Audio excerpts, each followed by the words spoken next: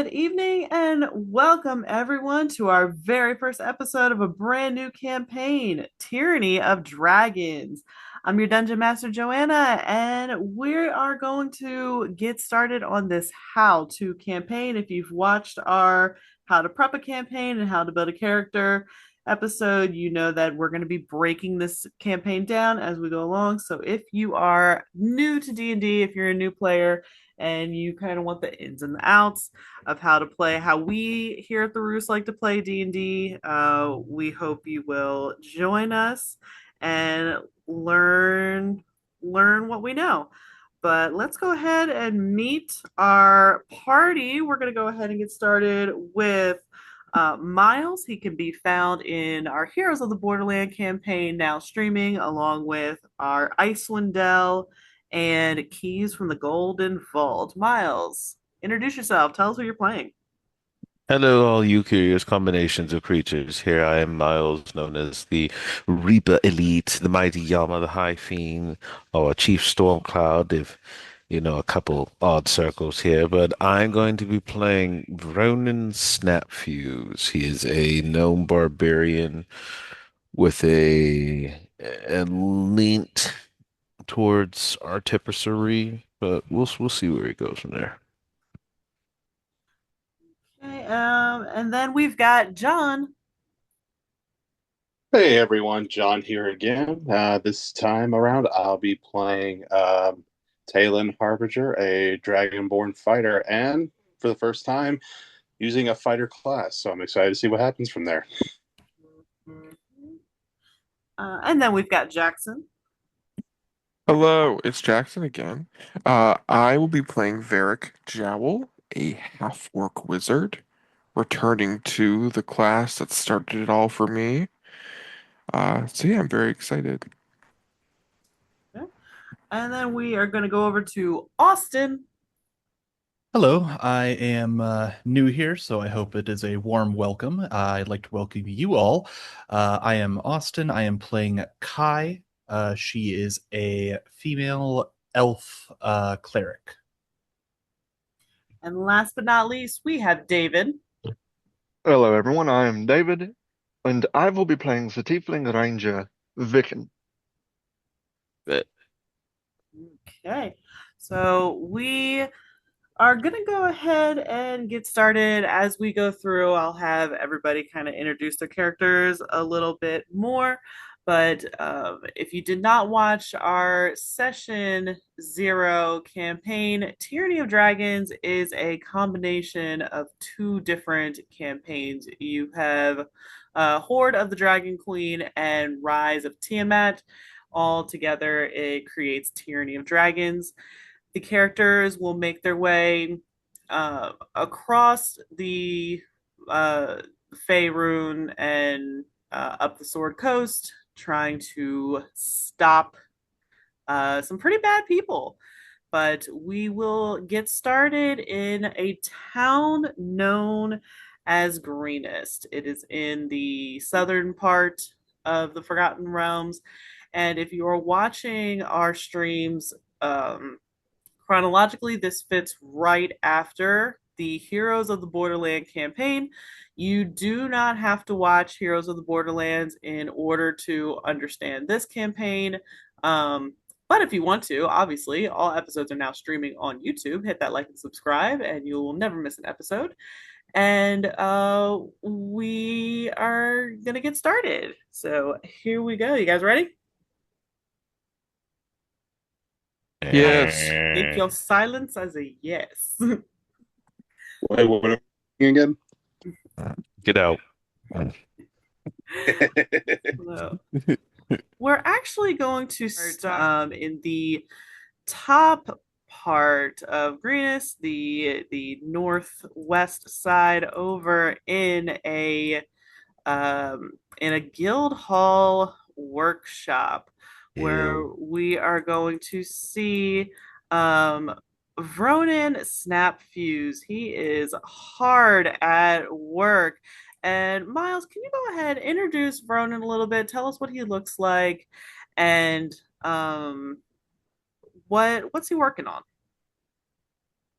Okay. Wasn't expecting to be the first one out the gate. Vronin is a gnome. He's kind of brown skin. Honestly, I picture Richard Ayoade just kind of outright. But he's got curly black hair, he's got glasses, he's got like it's no facial hair, but he's got like luxurious sideburns. He works the guild hall, doing various jobs, but his latest invention has been trying to speed up the farming processes around the town. So, um, he'll probably be in his normal get up, which is probably like a button down and a vest and slacks, and then probably have his apron on and goggles, probably over the glasses if he's got any. So as you are in um this guild house, you're in a workshop with almost like a wood shop around you, and this pistol, a potions pistol that is in front of you. You've been working on it for quite some time. Nobody necessarily comes into the workspace except for your master. Um, but today you are going to hear almost like footsteps approaching, and the door is actually just going to swing open. You're going to look up, and a gnome with kind of pale skin and bright pink hair, goggles atop her head. She's gonna stand in the doorway, look around and go, "Oh, my goodness, I am so sorry. I thought this was the tavern. Hi. Sorry. My name is Gwendolyn Pearl. You wouldn't know where the tavern is, would you?" He's gonna stare at her outright for a moment, frozen. She's gonna just kind of stare at you, look around at the walls, and then look at your table, see what's on it, and go, "Oh, are you building something? What are you building? I'm so curious. I love mechanics and all sorts of things like that." His eyes are gonna begin to narrow suspiciously, and he's gonna go, "Nothing." Oh, um, terribly sorry. I didn't mean to intrude. I'm not from here. I'm from a place called the Borderlands, but I'm getting back from my journey up north to a place called Neverwinter. I'm not sure if you've heard of it. I was, like I said, just looking for the tavern. You haven't seen you. There is one in this town, is there? I know I ramble a lot. I'm so sorry. I believe so. It should be southeast of here. Oh, okay. So sorry again. Goodbye. And she's just gonna kind of turn and head out. He's gonna wait a solid 10 seconds and then get up with the same face and slowly walk to the door and peer around to see if she's still there. She has walked out. She's kind of making her way along the path, mm, getting ready to head to the gate and head down to the tavern. You notice that she has on traveling clothes. They look rather muddy, like she's maybe been through a couple storms or whatnot, and has a rather large backpack on. Ronan is going to muse to himself. He's going to slowly put a hand to his chin and rub it, and his eyes are going to narrow even further. And he's going to go, spies.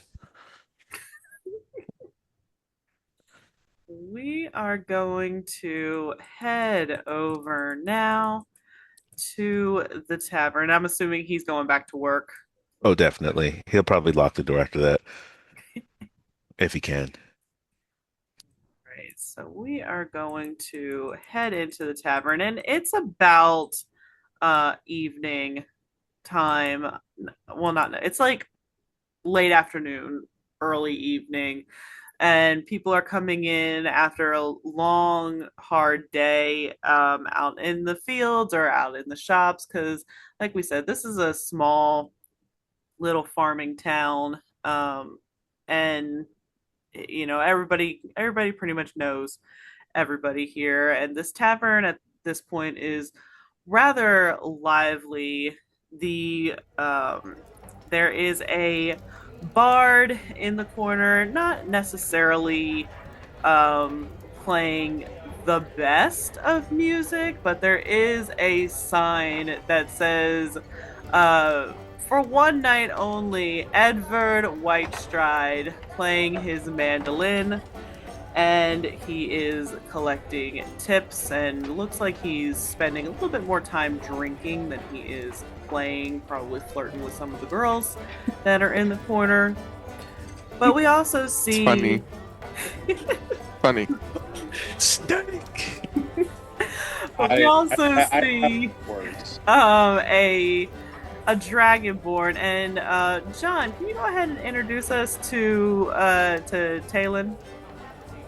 Sure. So, Talon's dragonborn fighter. He was in the military, former soldier, a good soldier, did whatever he did and whatnot.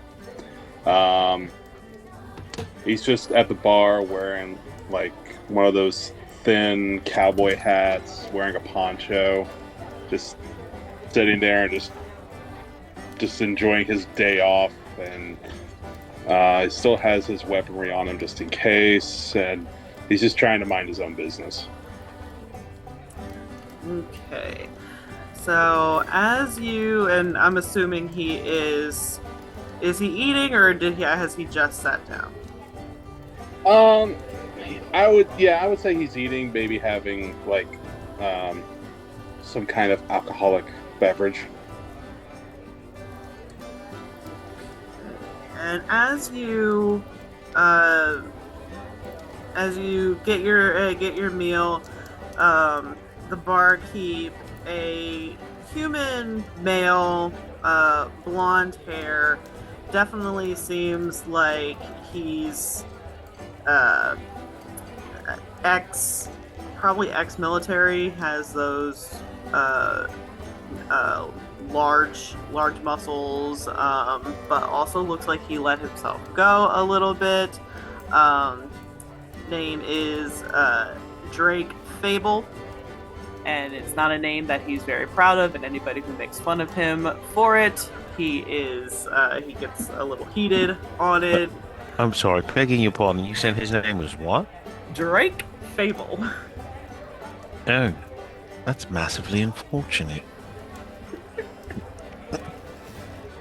But he's going to come up to you, and you frequent here, and you guys are on a first name basis, and he's gonna look and go, "Hey Talon, how's it going? Can I get anything?" Talon's just gonna slowly rise up and be like, "Drake, not much, just enjoying my day off. It seems like I rarely get those kind of days anymore." Well, thankfully, things have been a bit slow around here. So I can't imagine what's going on with the keep with all the militia leaving lately. You guys been okay up there? Yeah, for the most part. Nothing too much trouble I can't get myself out of. Hey, when did you hire the new bar, the new entertainment for this place? He's a wandering paladin. Said that he was doing some business over in Baldur's Gate and came down here looking for a room, and I guess thinking that he's gonna play and get something for free. He kind of sucks. Little bit. Girls seem to like him though. Yeah. And just as that conversation is happening, the door is going to open and Gwendolyn is gonna walk in, kind of wide eyed, look around. She's gonna come up and sit on the stool right next to you, even though there are a couple other ones open. And look around and go, wow, this place is really lively tonight. Yeah. And then she's gonna look at Drake and she goes, I'm coming down from Neverwinter. I don't know if you've heard of it, but they've got this ale up there called Hammered Bull Brew. You don't happen to sell it down here, do you? And Drake's gonna look at her and go, there's a new tavern up and running down in the Borderlands. We got a shipment of it. I'll get you some. Haven't tasted it yet myself, but we'll see if it sells. She's gonna look over at you and go, so, do you come here often? What's good on this menu? Yeah. Just get the stew. Trust me.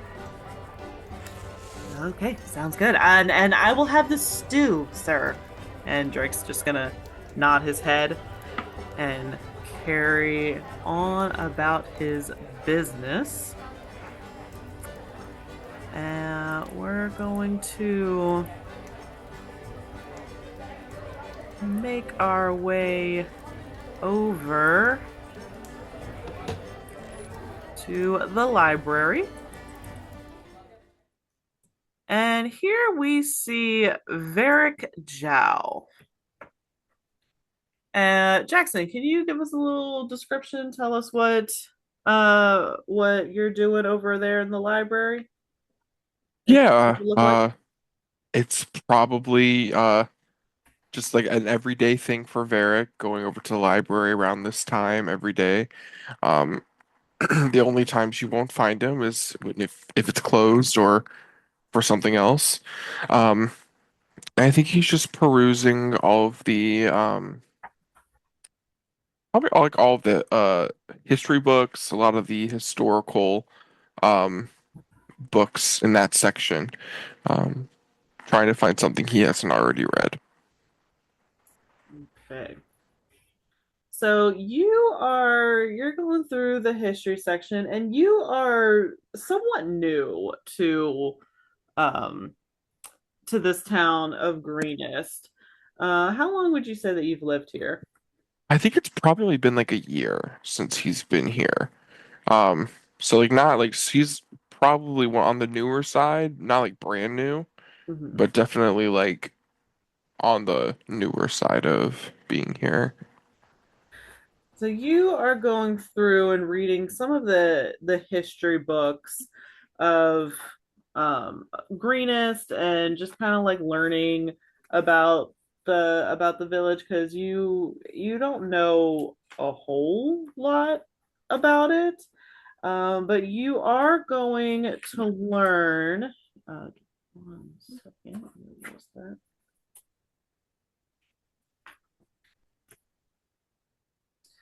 You are going to learn that the town of Greenest was founded by a halfling by the name of Scatterheart. And she was actually a rogue, but she declared herself the queen of Greenest. And it was through her enterprises and dealings that the town actually was able to get to thrive. So it doesn't have the bravest of stories or the most noblest of stories. Almost picture you will like a pirate declaring themselves queen of a village and then the people beginning to prosper off of it. Um but the town, for being small, you are a little shocked to learn that this is kind of a wealthy town. And Scatterheart did plunder a lot of nearby towns and use that wealth to actually grow up the town of Greenest. So there are the coffers are full, so to speak. And as you are sitting in the library, the librarian, a Cheshire, Haley Cheshire is going to come up to you and go, "Can I help you with anything today? Looking for anything in particular?" Oh, hi, Paley. Not anything in particular, just looking to see what I haven't read at this point. Just learning a lot about Greenest. Okay. And she's gonna kind of look over your shoulder and see that you have the history book, and she's gonna go, "Very interesting history we have here of Greenest, wouldn't you say?" Yeah, it's very strange how essentially a pirate declared herself queen, and that was it. And then it just prospered from there. The people that were here were basically peasants, and at one point they actually belonged to the borderlands. But when Scatterheart took over, she actually broke away from the borderlands, and because they were peasants, they saw all her wealth and all that she could offer them, and she was also a fairly powerful sorceress, and they declared their allegiance to her. Hmm. Sorceress. Some say that she was a sorceress. Some believe she might have just had magical instruments, but most of the history books log her as a sorceress.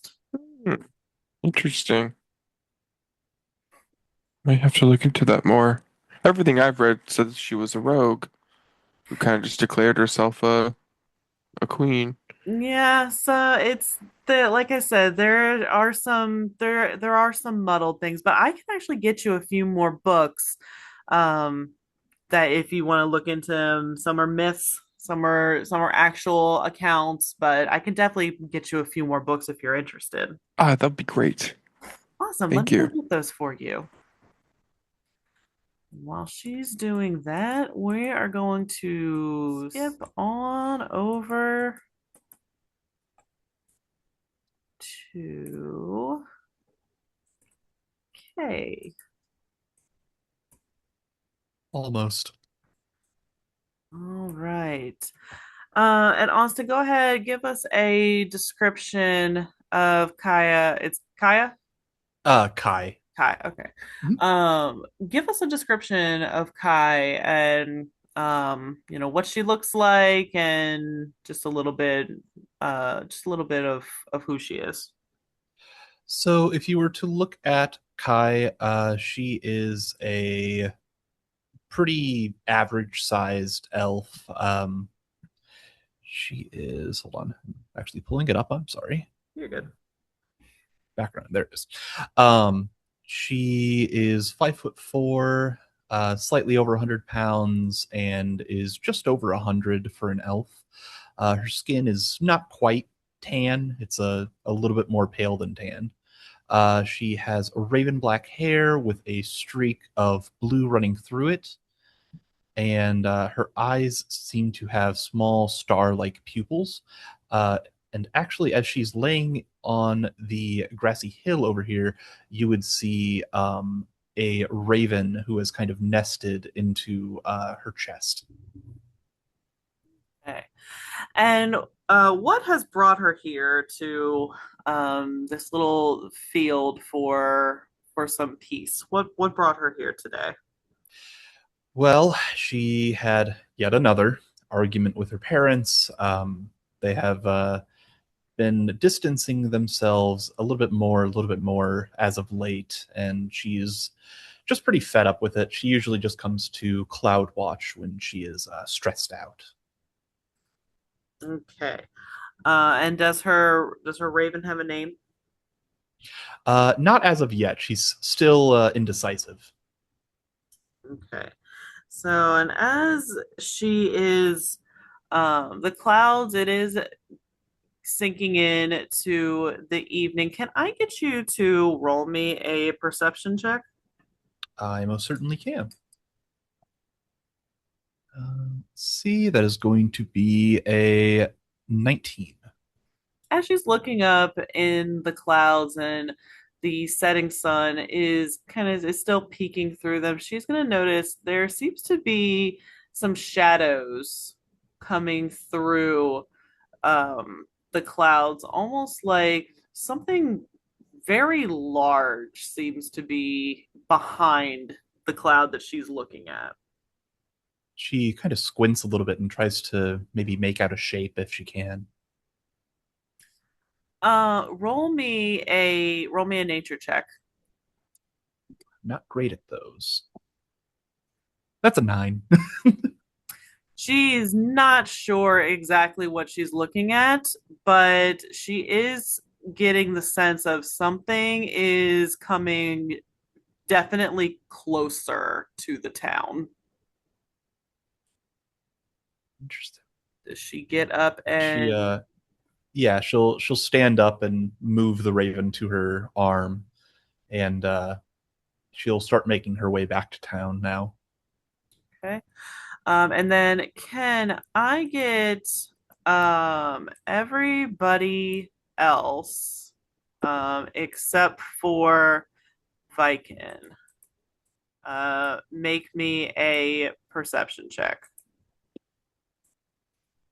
Do you want me to make another one? No. Okay. That's a 20 for Talon. 11. 13 for Varek. Okay, so all three of you are going to feel almost like a rumbling in the earth, like almost like a little tremor happening.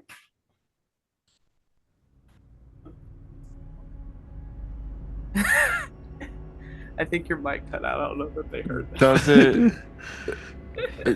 Does it seem like it's far away? You're not too sure, but there definitely seems to be some trembling. Cool. An instant small people. So as that's happening, we are going to head over to a Viken. David, can you give a description of what you look like and what has brought you here? All right. Viken is a rather average-looking tiefling man, though his slender face and sharp features give away some of his elven heritage from his parentage. He's in his, I believe, late 30s. That's what I had it set as. And pretty much dressed down in some drab leathers with a hooded cloak. Everything's pretty well kept, dark colored, save for a few pieces of chainmail and other things that are mixed in. All the way down to his boots, where they are this lighter colored doeskin leather with some brass furniture on them that look probably pricier than the rest of his clothing put together. Okay.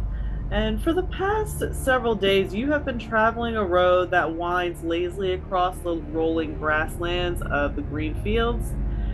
Sundown is approaching when you top a rise and see the town of Greenest just a few short miles away.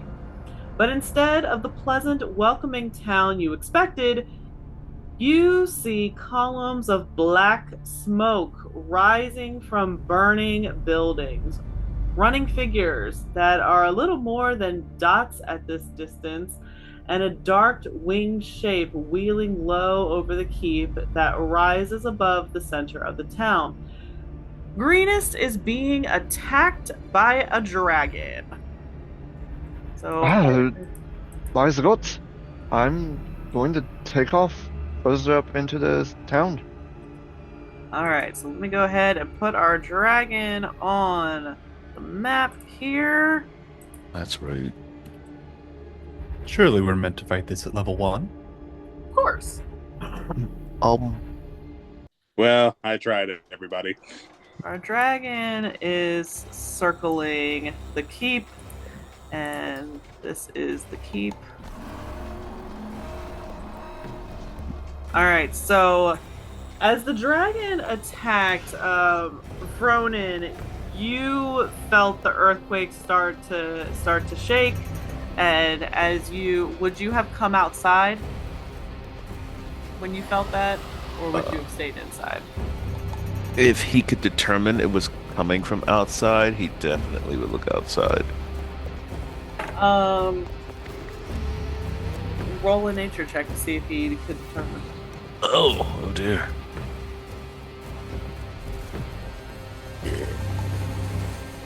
That's a 7. He wouldn't have known it was definitely coming from outside, but he definitely would have smelt smoke. He probably would have started wandering the halls, likely looking from his master, and probably calling down the halls, Master! Master Fink Spanner! Where are you? As he's wandering the halls, you are gonna hear people begin to yell, "There's a dragon! A dragon's coming down! It's attacking us!"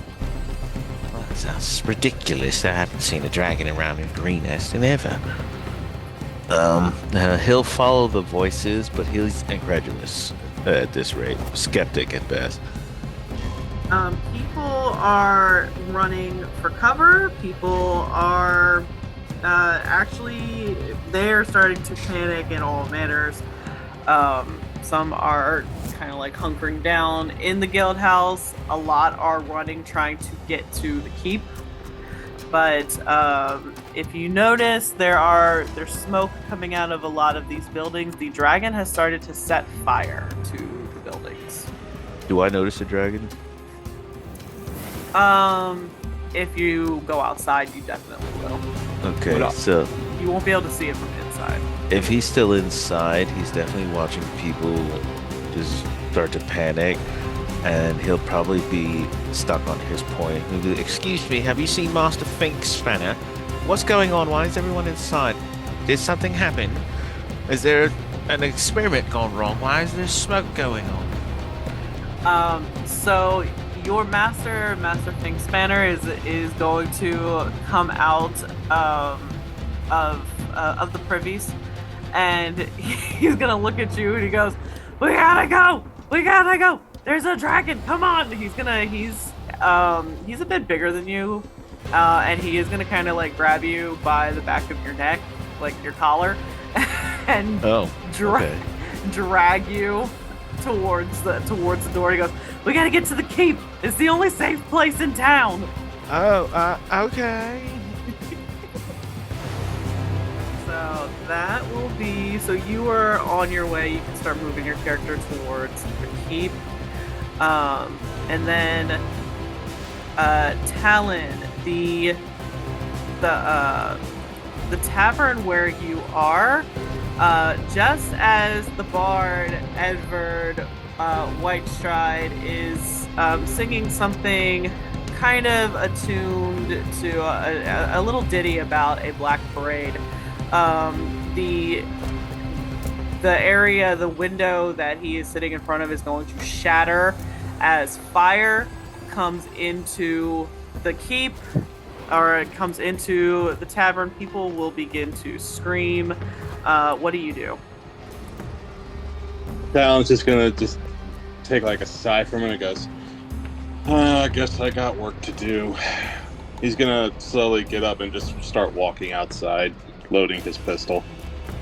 And as you walk outside, you will see people screaming and running.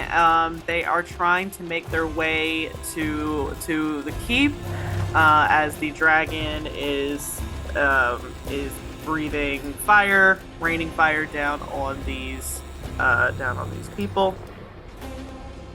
Are you headed towards the keep, or are you going to try to help some people? Do I see any people like in distress around me, like other than them just screaming around, like anyone I can actually help? Make me a perception check. That's a 6. A 6. You don't notice anybody in immediate distress. There's way too much chaos happening right now. All right, then I'm just gonna head straight towards the keep. Okay. And over down at the library, the books are all falling out of their shelves, but the library is currently not on fire. Haley is going to be calling out to you, Varek, that we gotta go. We need to get to the keep. What do you do? I guess I ask what's going. Like, if is her name Haley or Haley with an H? Haley with an H. Haley with an H. I guess I asked like if she knows what's going on.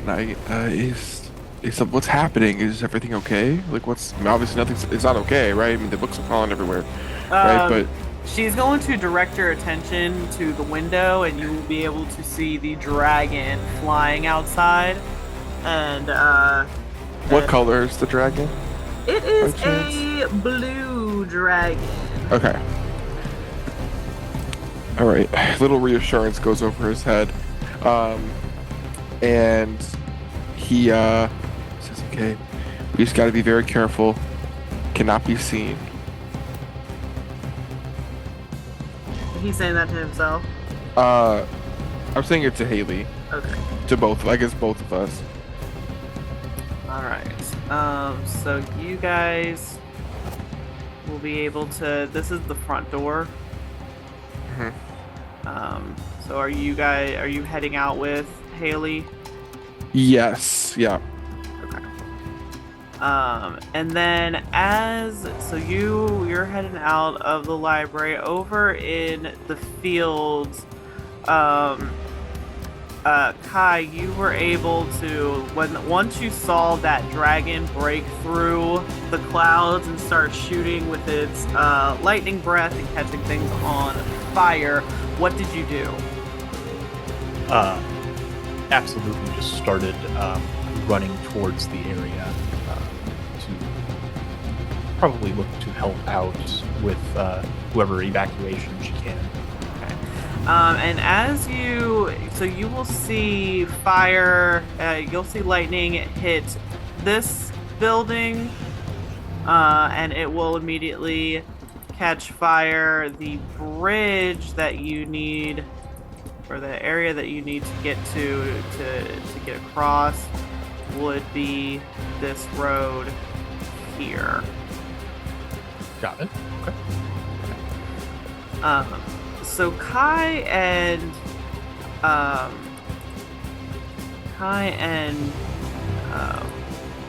Viken, you guys actually, your paths will probably cross. So you guys can move your characters over there.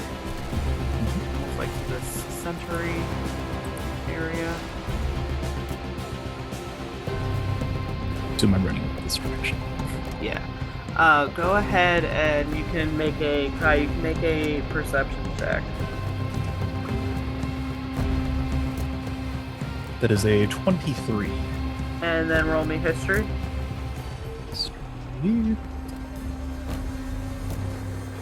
That is a 16. A 16? Yep. Cool.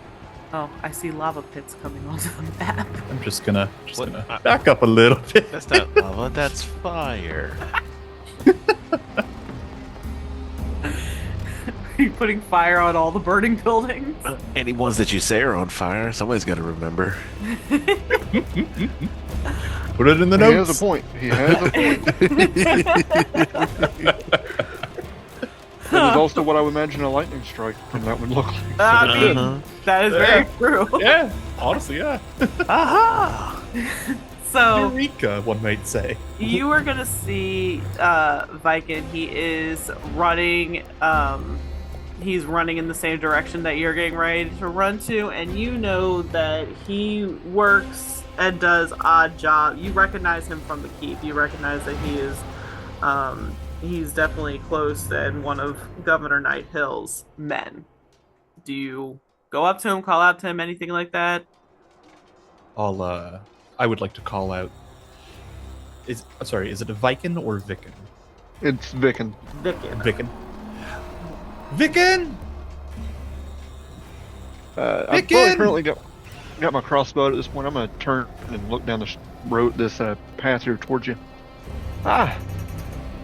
Kai, yes. Give me a hand over here! And she'll motion Yes, to the one building moment. that just got struck. And coming out of that building, without any warning, 5 humans are going to dash out from the door.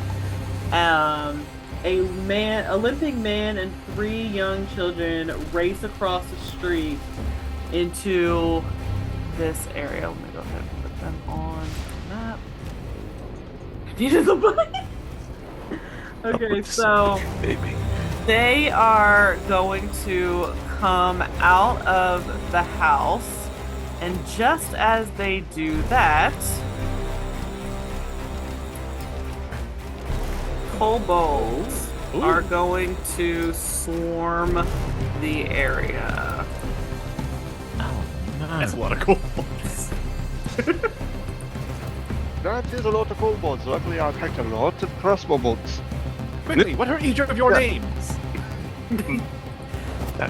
None of them are Dawn. I can assure you that. Oh goodness, yes. If you don't know who Dawn the Kobold is, he cracks a mean whip. Yes, he also does an excellent health potion. Yes. Alright, so our kobolds are actually coming out of the trees here. And one of them is chasing out the family. Be on fire. Oh. This house. These houses are also now on fire that the kobolds have set fire. Alright. What do you guys do? 2d7. 2d7, I like these odds. Come on, kids. Grab a tool. It's ready to die. Well, I didn't see these 3 down here. Oh no, the fire. It's spreading. Viken and Kai, you are seeing these kobolds come out of the woods across the river. They're coming out of the houses. They're setting fire to the places, and we got a limping man and 3 children being run out of their house. What do you do? Do all of the children look a-okay for the moment? For the moment, they look a little startled, but Yes, but no injuries. no injuries.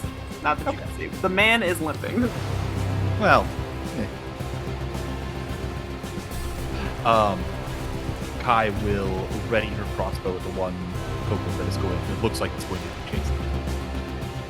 Alright, so what I would like you to do, Viken and Kai, can you roll my initiative? Can do. Uh-oh. That is an 8.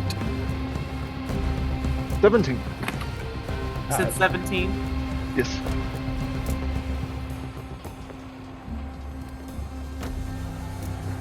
Yes, that's a 13 plus 4. So then we've got... Okay, so as you are coming into this scene, Kobold 1 is going to notice you, Viken, coming into the area, and he is going to step forward.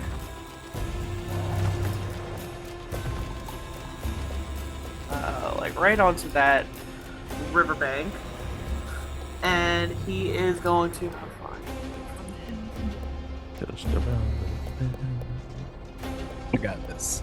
Okay, you're good. He is going to fling his sling at you. Oh, rude. Very well. Does a 12 hit you, Viken? 12 will not hit me. Okay. So he is going to he's gonna fling his sling at you, but he is not going to hit. Number 7, right behind you, will fling his sling at you. Ah, you little cretins. I'm guessing a 9 doesn't hit either. 9, it does not. Okay. And then number 5, right there, will also fling at you. All these are coming at you at the same time, but they're all missing you.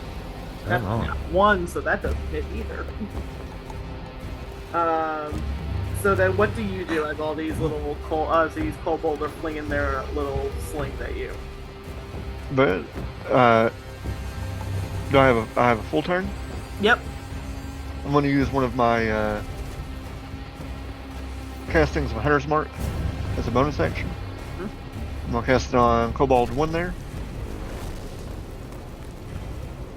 And I'm going to mumble obscenities under my breath as I raise my crossbow and fire at him. Okay.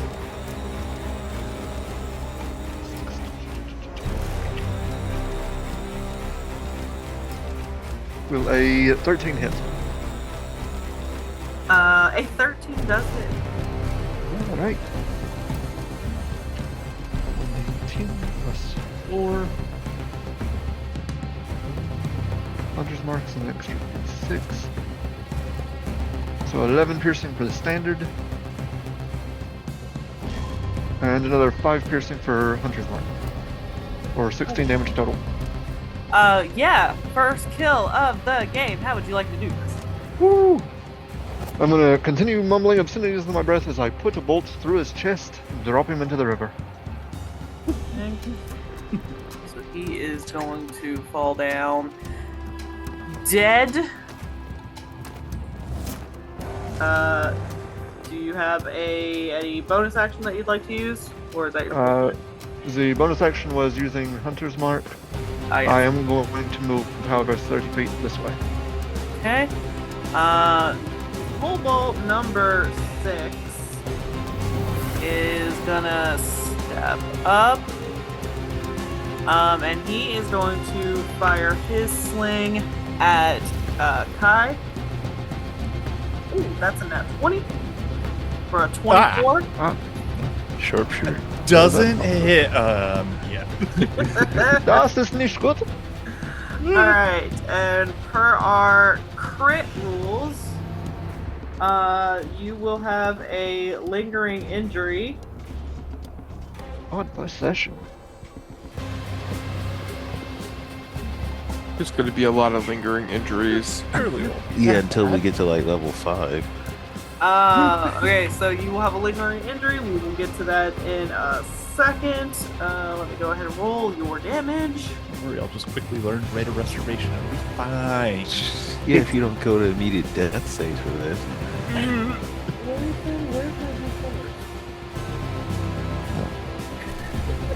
There it is. That is your damage. 7 bludgeoning damage. Goodness. Alright. Ow. Go ahead and roll me a d20. And which kobold was that did that? Number 6. Number 6? Okay. That is a 7 on the die. 7. Let's see what 7 gets you. Cool scar, come on. Alright.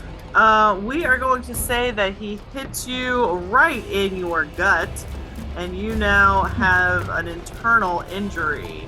Whenever you attempt an action in combat, you must make a DC 15 Constitution saving throw. On a failed save, you lose your action and can't use reactions until the start of your next turn. The injury heals if you receive magical healing or if you spend 10 days doing nothing but resting.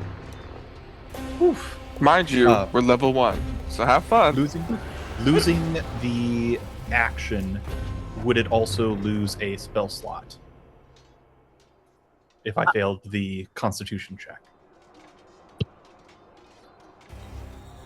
Is it just like you can't use an action you that can't turn? use. Yeah, you can't use your action, or you lose your action and can't use a reaction. Right, if I fail the con yes. save. Yes. Okay. Okay. Right, just making sure. Yeah, I think even if you wanted to cast a spell, you wouldn't even be able to. Correct. It's the eternal bleeding. Yeah. So yeah, that was number 6 that did that to you. We are at.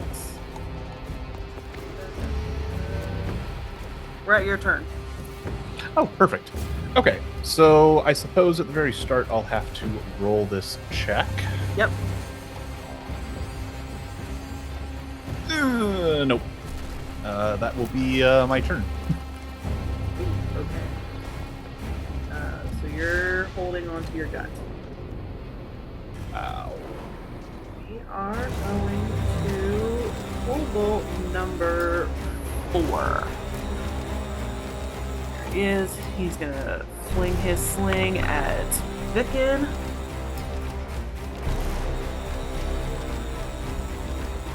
Does a 16 hit? 16 will just hit. Just hit. Okay, so that is going to be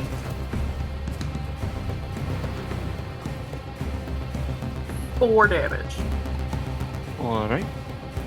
And Cobalt number 2.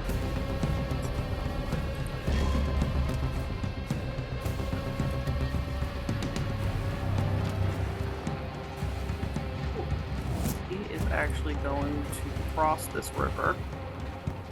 I do apologize. As a bonus action, could I have loaded my crossbow? Yes, Okay. Thank you. I'll allow that. You're good. Number 2 is going to step up to Kai, see that you are holding on fast to your stomach, and he's going to attempt to hit you with the dagger.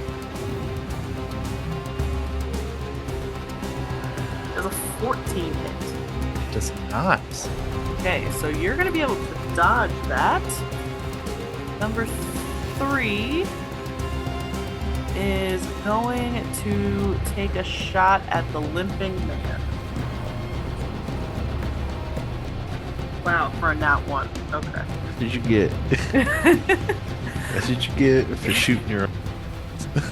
We are gonna put a pin in this battle for a second. I want to everybody hold, so when we get back to that, we will be at top of the initiative.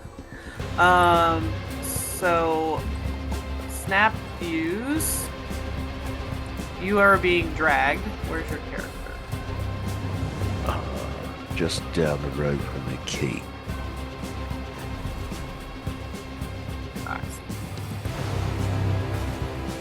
Go. So this. Can you roll me a d8, please?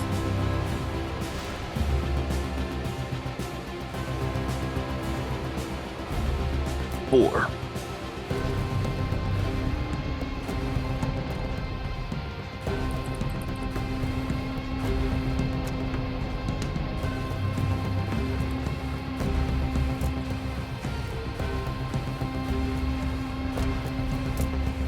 Oh no.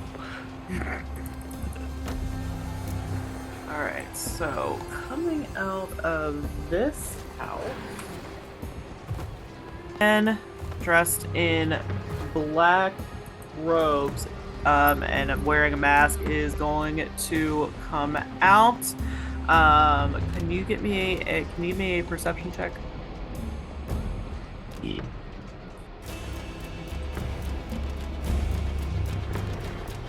That is a 5. A 5. You are not gonna necessarily notice him, but he will notice you. Can you roll me initiative? Okay.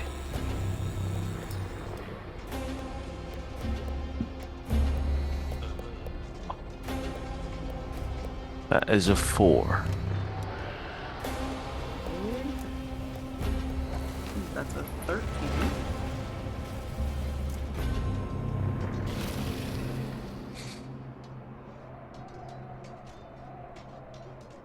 All right. So as he sees you heading towards the keep,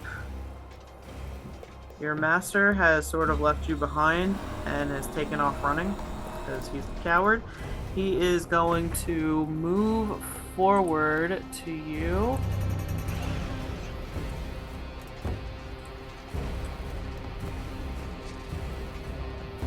Here.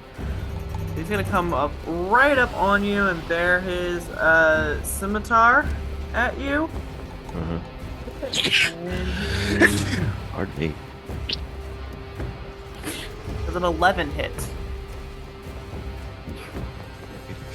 Apologies, I just not. Alright, so he is going to attempt to hit you. What?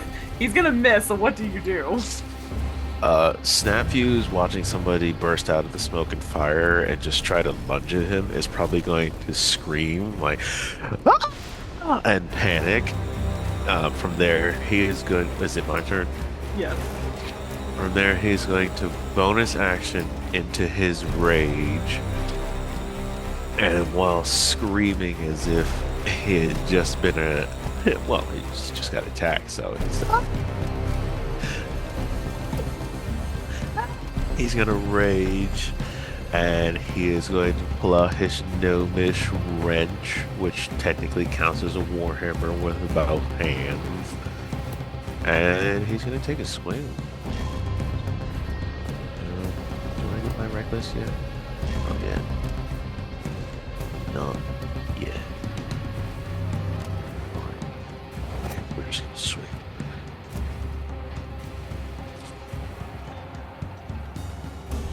For a 21. A 21 hits. Okay. Oh, 1d10.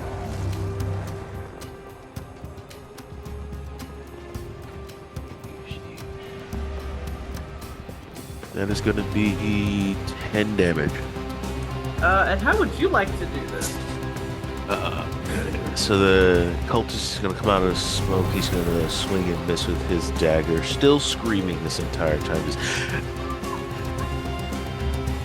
He's going to catch the cultist right in the chin with the wrench, and it's probably going to kill him, but he's going to start beating onto the body until it's pulp. Like,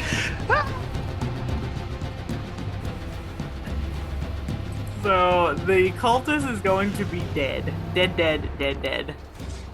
And I don't know, does he take off running towards the cave? he's probably actually going to look for Master Finkspanner. Where's the last place I saw him? Running, he let go of you when the keep came into sight and ran off towards the keep. Yeah, he'll still be screaming all the way up to the keep.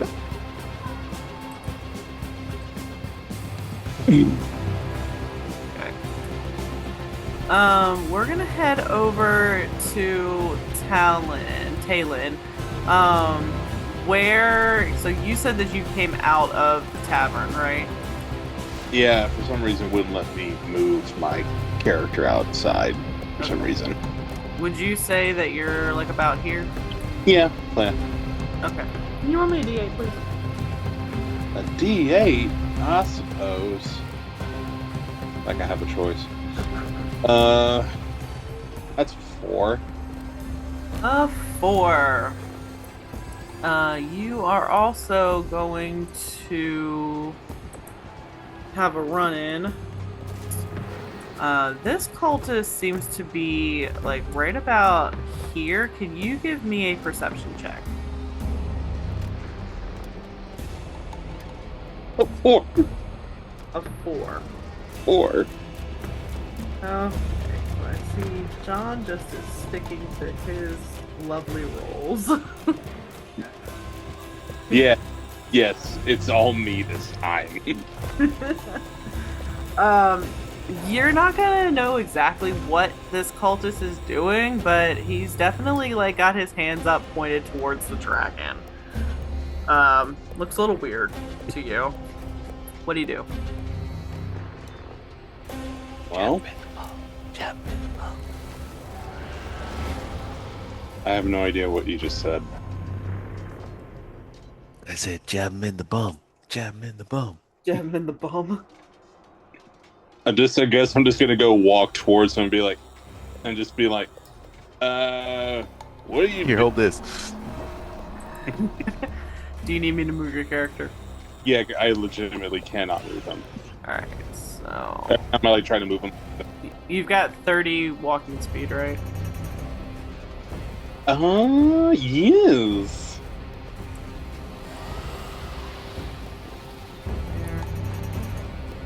So as you call that out, you are still about 28 feet from him. And could I get you to roll initiative? Well, at least it's not a 4, it's a 6. Okay, my cultist got an 18. He's gonna turn around, see you, and he's gonna come up running on you. Well, not really running, but he's gonna move toward you, and then he is going to hit you with his scimitar. He fared. Does a 14 hit? It does not hit. You are gonna be able to dodge that, and then what do? I'm going to let's see. I'm reading my thing here. I'm sorry. You're good. And can you go ahead, just read it out, talk us through what you're doing? So I was going to use my breath weapon, which is fire. Basically, when I take the attack action on my turn, I can replace one of my attacks with magical energy in either a 15-foot cone or a 30-foot line that's 5 feet wide. I choose the shape every time. Each creature in that area must make a dexterity saving throw, a DC 8 plus my constitution modifier and proficiency bonus. Okay. So a DC 8 plus, let me just figure this out for a minute. Sure. Should tell you in D&D Beyond. Hmm? Should give you like the number in D&D Beyond. Hopefully it auto-calculates it. Yeah, so DC 8, 9, 10, 11, 12, 13. Yeah, 13. So on a failed save, a creature takes 1d10 fire damage. On a successful day save, you take half as much damage. And it increases as I level up to level 5 and so on and so forth. Okay, so I gotta make a DC 8. Yeah, plus my constitution modifier, which is a 3, and my proficiency bonus, which is a 2, so 13. Okay. Dex is not that great. But that's an 18. Just Okay. left my turnips. So you rolled an 18. I rolled an 18. Okay, so you're going to take half. You're going to. Hold on. Yeah, you're going to take half this damage, so let me roll. Okay. You're going to take 1 damage. Okay. I really wish I was joking about that. Wow. Okay. He's gonna look at you, kind of laugh in your face, and try to. He's gonna make a another scimitar attack at you.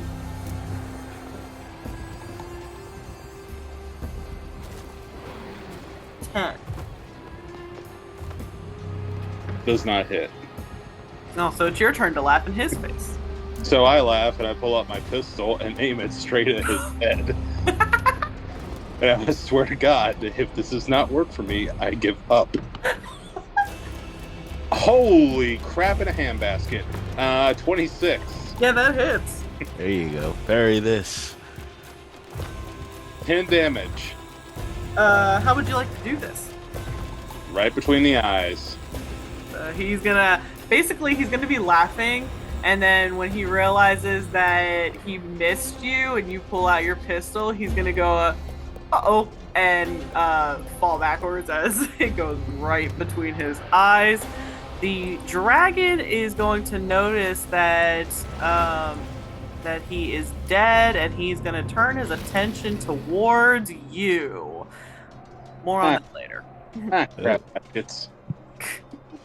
That is not optimal. We're coming down here. How far has Varek made it, do you think? I think he would probably be sneaking around like this way. So I'd say he's probably ducking behind houses and such. Okay, can you roll me a d8?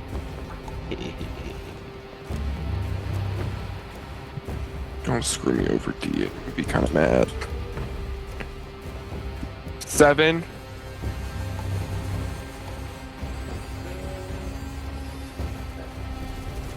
I really hope this isn't the number of enemies I have to face. Because I will be dying. Let's see. I will be dead. If it's 7. If it's 7. 7 of whatever, I'm dead. It's not 7. It is. It's 6.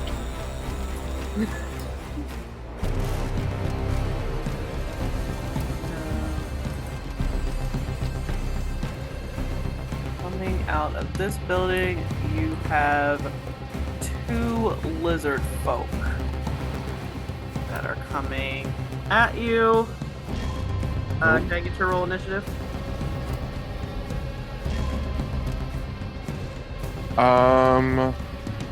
17?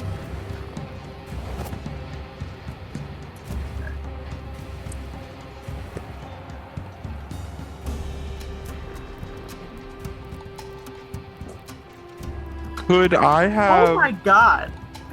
I just rolled 2. I'm taking a picture of this because I just rolled 2 17s. Alright, well, I'm running away. That's my... I made my decision. I'm running away. Like, hey, where'd he go? They're going to do... No, if they both hit, they're going to kill me. I'm being so serious. I have like 9 hit points. No, you know what? I believe in you. I am a wizard. I still believe in you. Oh my god. And they're both gonna go first, which is crazy. Indestructible. No, go. No, when my enemies, when you all score the same thing, I let you guys go first. So you can, you taking the dash action? Yes. Expeditiously, actually. You go ahead and move your character. Alright, let me figure out how far I have to move. 30 feet. The good news is they don't have any ranged weapons. Good for them. And then I'll move another 30. Ooh, stop selecting things. Oh my gosh, keep. Okay. Right here.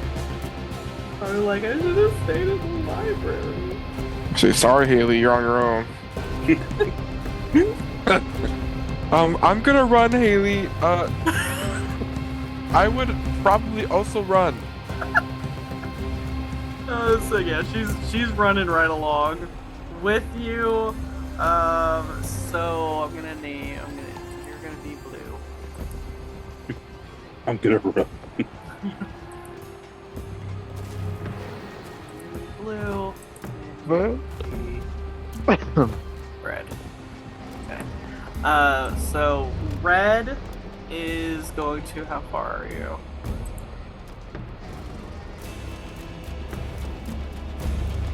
Far for his dagger. He's gonna go. Where's the 3? I really don't like it when they don't have it. Squares.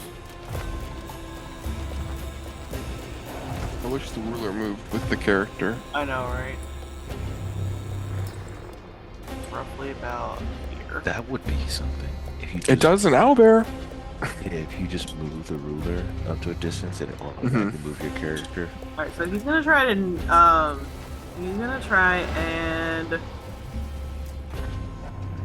nope, can't do anything. You're too far. There's 30 feet for this bad boy down here. He's running after you. You're still too far for anything that he's got on you. Okay, so now you are going to see Talon and a dragon coming after Talon. We are going to go. You said you got 17. Yeah. Talon, what did you get again on your initiative roll? Was it a 4? Yeah, it was a 4. It was a 4. No. It was a 6. 6.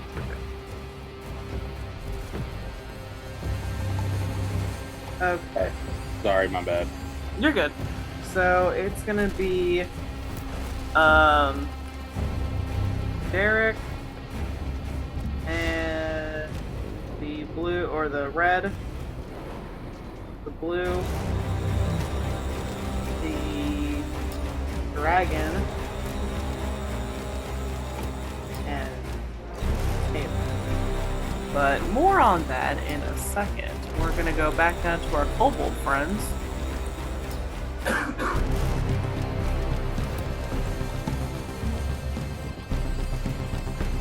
Okay, and we are at top of the initiative with 7, kobold number 7, and he is going to try and fling his swing, do his sling at Viken. For a 6. That is a miss. Yeah. 5. Also a miss. 5's gonna move. Oh. Kobolds have extra attack already? Oh god. He's gonna move like right there. And Oh, he's approaching. he's gonna fling it at you from this close range, thinking that you can do better. Would that give him disadvantage? No.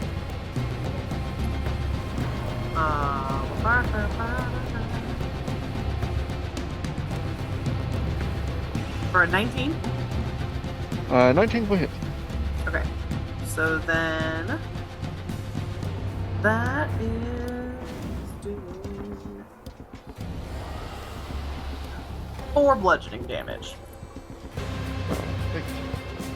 And then we're at you, Viken. But am I at 4 out of 12? Oh, we're at me. Yeah. Gotcha. Not just where am I? Oh, no, here. Ah, I gotcha. How is Kai looking from where I'm at?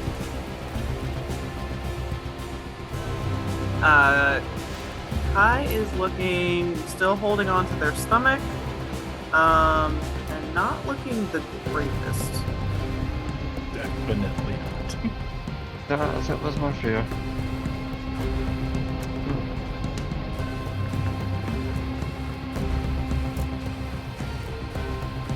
I'm going to move about 25 foot this way, leaving some space between me and Kobold 2. And I'm going to give Kai a healing word for 2d4 plus 3. Appreciate it, friend. Well, I can't let you bleed out here in the fields after all. Who do you have rolling the healing? Is it the character receiving healing or the person doing? The person doing the healing. So Okay. if I can roll a healing. They can. That is 3, 2, 5, 8. Should be 8 healing. Oh my god, perfect. I am back up to full. That is my bonus action. Wonderful. And I'm at this range. I can't reload my crossbow. I'm going to firebolt Kobold 2. Okay. Hiss at it. And send a gout of flame flying at it for 24 to hit. Oh yeah, that hits.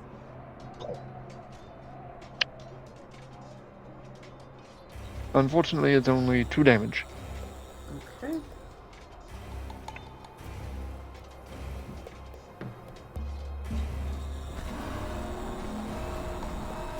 All right, so then we are at number 6. Number 6 is going to shoot his sling at Kai for a 19 to hit. That will hit. Okay, so that is going to be 2 damage. 2 damage. And then we're at you, Kai. All right. So, I believe. Actually, let me pull up the. And your Raven, does he get a turn? Is that like your companion?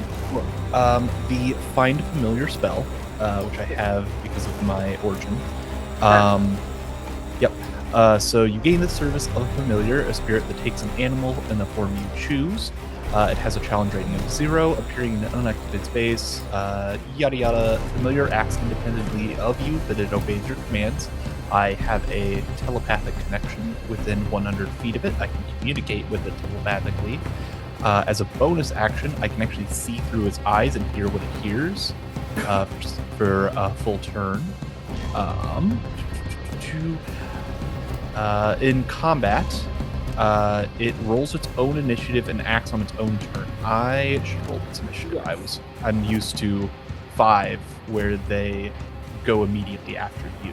Interesting. That's kind of how we've been playing it for other campaigns. Do you want to just share initiative for it? Yeah, I'm just gonna have you go directly after you. Okay, makes sense. For those listening at home, check with your DM and see what they're gonna do. When it drops to 0 hit points, it disappears. I can cast the spell again. As a magic action, I can actually temporarily dismiss it into a pocket dimension. One familiar at a time. And the only other thing is when I cast a spell with a range of touch, I can actually have my familiar deliver that touch. Familiar must be within 100 feet of me to do so, and it must take a reaction to deliver it when I cast the spell. Okay. So go for it. What would you like to do on your turn, Kai? Number 3 still looks like it is attacking the children and limping man, yes? Yes. So I would actually like to prepare a spell on my turn. Note in the rules, it does not say I have to say which spell I'm preparing. As rules as written, if you would like me to, I can. Yeah, just so we know what we're doing. Yes. Let's say it just might have implications later with some higher level spells. But I would actually like to whisper my familiar to fly towards number 3 as I prepare a spell. I do not know if it will provoke an attack of opportunity from this kobold, though. Or if it's distracted with the firebolt that just smacked it. For number 2? Mm-hmm. No, yeah, it's distracted with the firebolt. It's also almost down.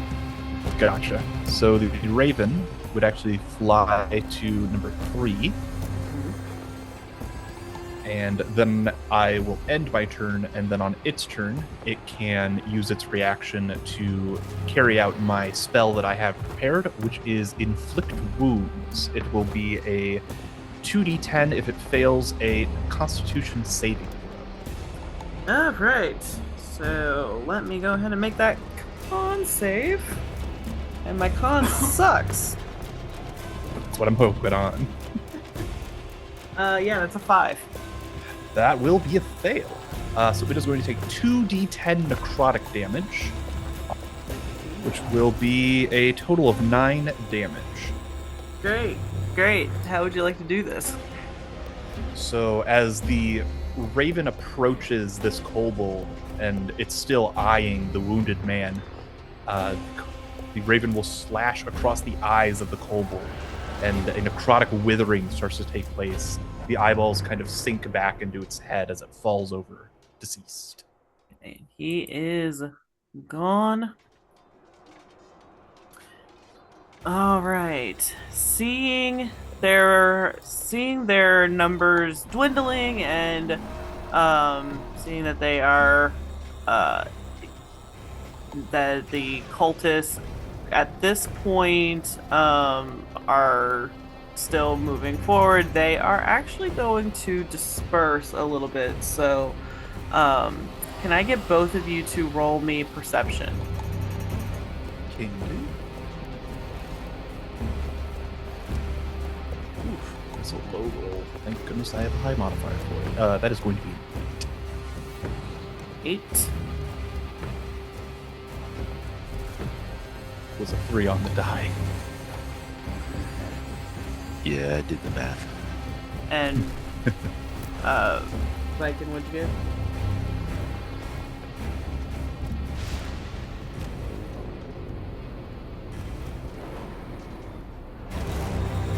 Oh, sorry, I had my mic muted. 4 plus 5 for a 9. 9. Alright, so you guys are going to notice that as these kobolds are running away, they are carrying sacks of what appear to be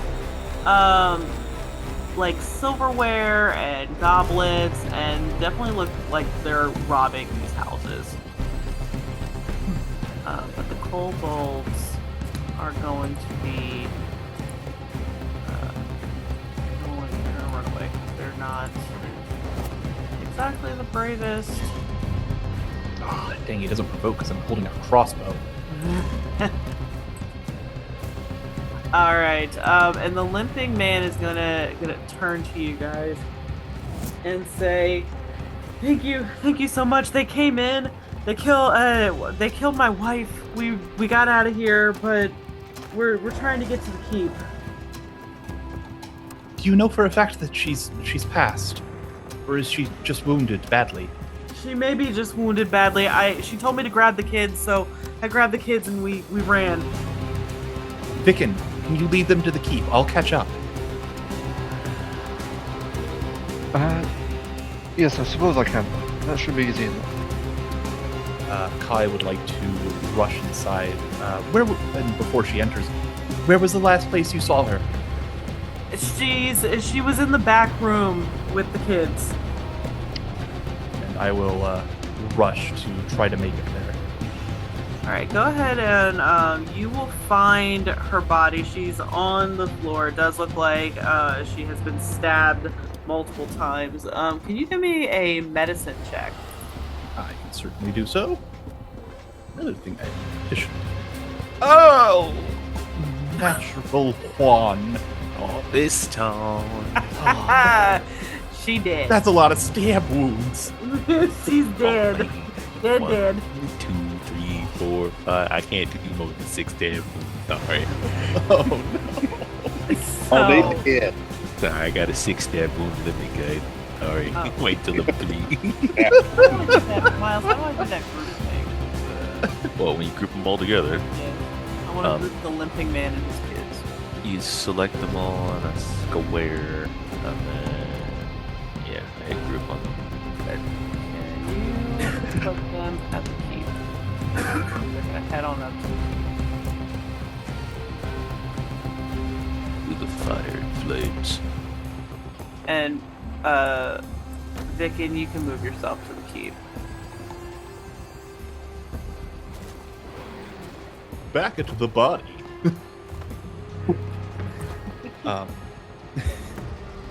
Kai would like to mutter to herself, "Children, madam, it's tragic."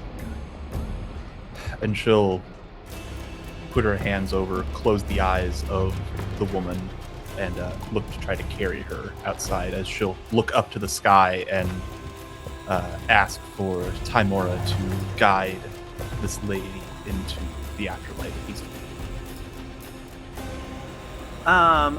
Are you gonna try and take her body back to the keep with you?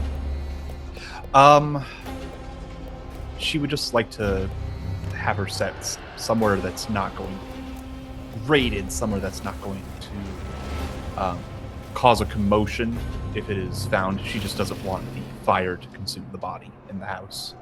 Okay. You can this little river if you wanted to cross it and like leave her among the. I mean, the trees are burning too, but Yeah, I was gonna say, I'm like, I mean, the other option is leaving her like out in the field. yeah. Is there something over? Wait, can I think? Is there something over? Like, I want to think. I mean, these are all just. Oh wait, here we go. Like something kind of over this. Whoa, that is much larger than I thought it was going to be. Yeah, Over here, that's like, just like a little like a fence post or anything. Oh yeah, we could say there's like a little fence. Okay. Fence post. All right, yeah, I'll lean her up against it, and I will travel on my way to my raven, who is yet to be named, by. All right, so you will head on up to the keep. We're gonna tally back over here. Kai, since you're going up that way, can you do me a favor and make me a perception check?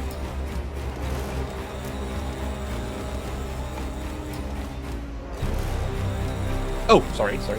You're good. Forgot my character's name for a moment. Perception check. That is 24. Wish that had been the medicine check.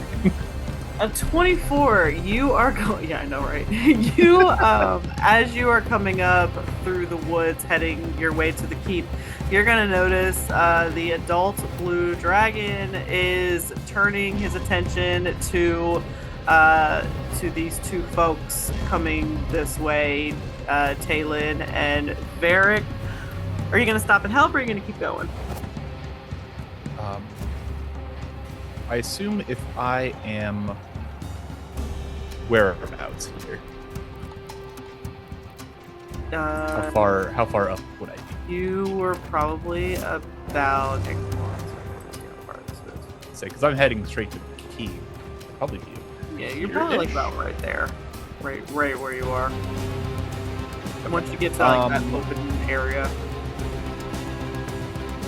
Well, I don't speak Draconic, so that's not gonna work. That's about 100 feet. Ruler this out. That's about 85 feet, and about 160 over to you guys.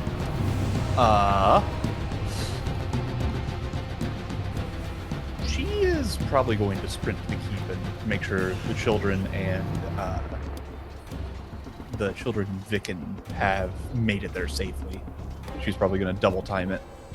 All right, so head on into the keep. We are going to head over to Talon, the dragon, the lizard folk, and Varek. And I am gonna roll and see. Cool. The lizard folk, the red lizard folk, he has gotten a hold of Haley and is she's being feasted on. She's dead. So Varek. The librarian's already dead. God dang. Crap. Oh, home. Well, Varek, seeing that, and seeing this dragon, and he's going to. I think he's just going to chromatic orb the one of the lizard folk. Yeah, we're going to do that. How dare you kill my librarian? We needed that. Not my bookkeeper. I'll keep the library alive in your name, Haley. I got it. That's a nat 20. Oh, He got it. I'm assuming you're going after the red one since that's the one that killed him. Yeah. Okay, yep, that definitely hits him. Okay, wonderful. This is gonna be lightning damage. So let me roll. So because it's a crit, nat 20, it does the max roll on the dice, plus an addition, plus whatever you roll on it, correct? Yes. Great. So that's gonna turn into a grand total of 38 points of lightning damage. Wow, he's dead. Great. He's like a pile of Because ash. Level so what? before I kill him, uh, because the blue one's within 30 feet, I can make another attack roll, and the orb bounces to Like a that other crit. one. Yeah. Okay. It's not even on a crit. This is on a hit. Ooh. And because I rolled two of the same number, I'm allowed to let it Yeah. leap. Hey. So, okay, that's going to be a 24 to hit. Yep, that hits. Great. For 22 points of lightning damage. I rolled really fucking Ooh. high. They had exactly 22 hit points. And that's why you don't kill the librarian. You killed my only He has friend. been My only revenged. friend. My only friend. And I just got to Greenest. That was my only friend, you bastards. So yeah, that chromatic orb is gonna go ahead and slash through both of them. They are going to both be dead with that. Great. So then we are at the dragon. Let's see. The dragon isn't liking things at all.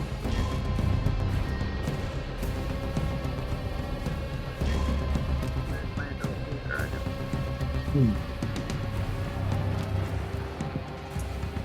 Okay, so he is going to shoot his lightning breath. Oh no. Prepare to die. Yeah, I'm probably gonna die. The dragon exhales lightning in a 90-foot line.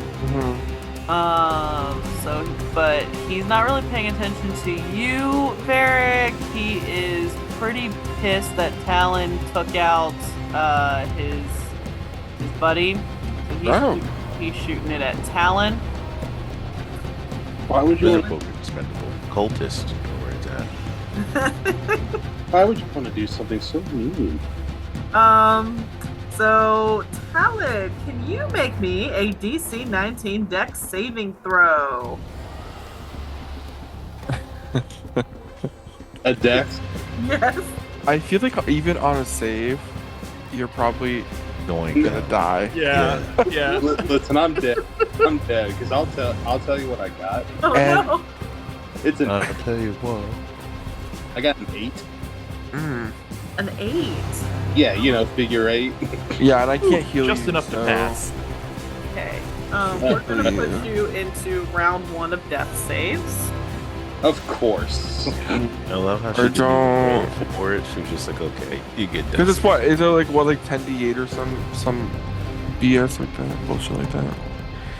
Adult Yeah, blue it's high. dragon? Yeah, it's high. I understand this mission. I mean, feels assuming- like Dark I'm Souls. assuming it's knocked out. So you are in death saves. It is your turn. Per our rules, can you give me a reason to live? What are you hanging on to right now? Just got here. Exactly. I just want to save people. I just want to save people. I don't want to die. Just want to get to level 3. Damn. I just want to. I don't want to die. Right. I guess remembering my brother's memory and sacrifice, or well, his not sacrifice, but like the way he passed away is like giving me a reason to continue on and fight back. Can you roll with advantage and give me your PM me your number? Yeah, 1 second. You said advantage? With advantage, yep. Oh, thank Christ. You're not supposed to say it out loud. PM me. Oh. All right, so as you are trying Oops. to hang on. Did you message the whole group? Okay. No, I meant you. All right. So as you are hanging on, you are going to see an image of your brother. He's on the battlefield, and this battlefield it isn't exactly how you remember it. It almost looks like this particular battlefield of Greenest, but sliced with the battlefield that he died on.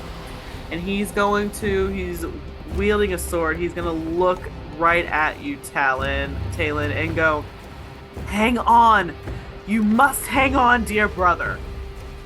And we're gonna go over to Varek. What you doing? Um,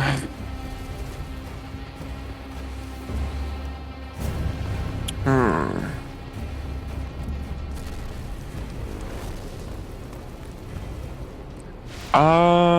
That's a great question. That's a wonderful query that you have proposed upon me. Oh, did you hear me? Um, I mean, I could. Am I able to like drag Talon? He said, "Help!" Yeah. Can I like? I don't know. Can I like look through Talon's? Okay, this is gonna sound weird at first. Can I like look through his bag and see if he has like a healing potion or something that I could give to him? If you steal my crab, I swear to God. How would I? Are you worried about the crab at this point? At this point, The party doesn't have a robe. Look through. Look. Give me a investigation check on Haley. What you saying? Oh, okay. On Haley? On Haley. Should as you say, stick wizard, go arcane trickster. 16. A 16. Haley does have a potion of healing. Wonderful. I grab it from Haley. I say, I'm so sorry. I'll make sure the library stays open. And, The library is open. I'll make sure. and, I love the priorities that we have here. well, okay. Well, I think for Varek, really, I think as soon as he sees the dragon specifically, he's kind of like locked in. He locks in a little bit, mostly because it's a dragon. And that's all I'll say about that. And I'll grab the dragon. I'll grab the potion, and I'll run over to Talon. I'll run over to Talon. You grab that dragon as much as you want. I'm sorry, I had to say it. And Dragon bad? Seduce the dragon. I will, I guess, basically force feed him the healing potion. Okay. Is it just a regular one? Just a regular healing potion. I think that's 2d4 plus 2? I believe so. I will look it up for you real quick. Yeah, I don't want to miss out on valuable HP. Wait, what? They didn't buff it for 5/5, did they? I don't think they did. I think they just made it a bonus action. It's well, I don't remember. If it's gonna be that much healing, It is two. drop Yeah, it's price. 2d4 plus 2. Cool. Bullshit. Do I roll that or do you roll that? I rolled it. He rolls it. 7. So, Talon, as you are looking at your brother and he is saying, fight, he's telling you to fight and stay in this, you are going to feel this heat rushing down your throat and you will be brought back to consciousness. Do I know? You're being cradled in his arms. Do I know him? Like, have I ever? You have a passing knowledge of him. Like everybody in the town knows everybody, so you've at least seen him. Hey there, neighbor. I had to take Haley died, and I had to take her healing potion off of her and give it to you. Yes, thank you. Yes, we need to run. I guess is So the dragon is To state actually the now obvious. circling, so you guys will be able to run towards the keep. okay, wonderful. All right. Can we do that now or? Yep. Yep, everybody run to the keep. Everybody makes it to the keep.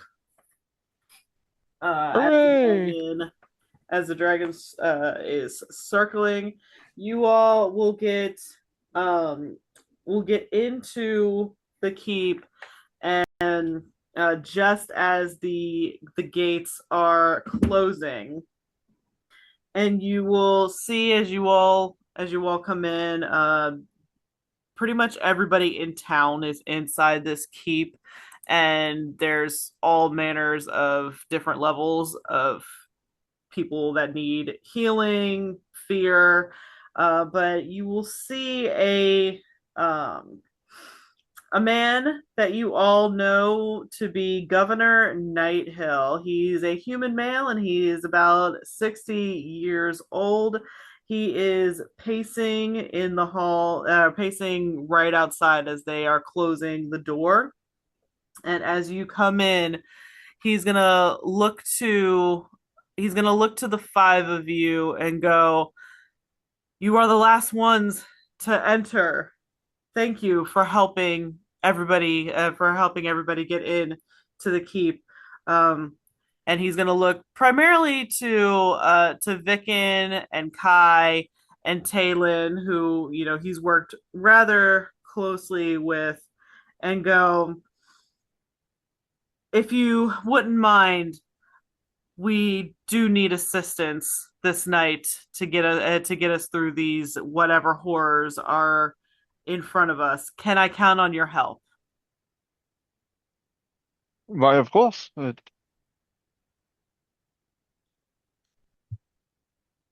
Talon, if she Talon asks, is. Are you guys accepting the help, or are you offering help?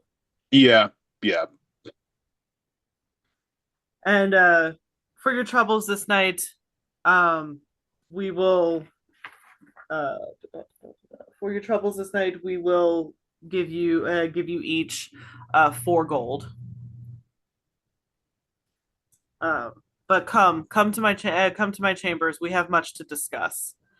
So you all will head to the chambers so that Governor Nighthill can give you your orders, and he can tell you what exactly he knows about this dragon attack.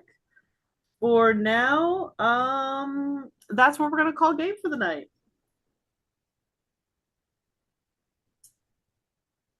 you said 4 gold? Yep, each of you are gonna get four Oh, gold.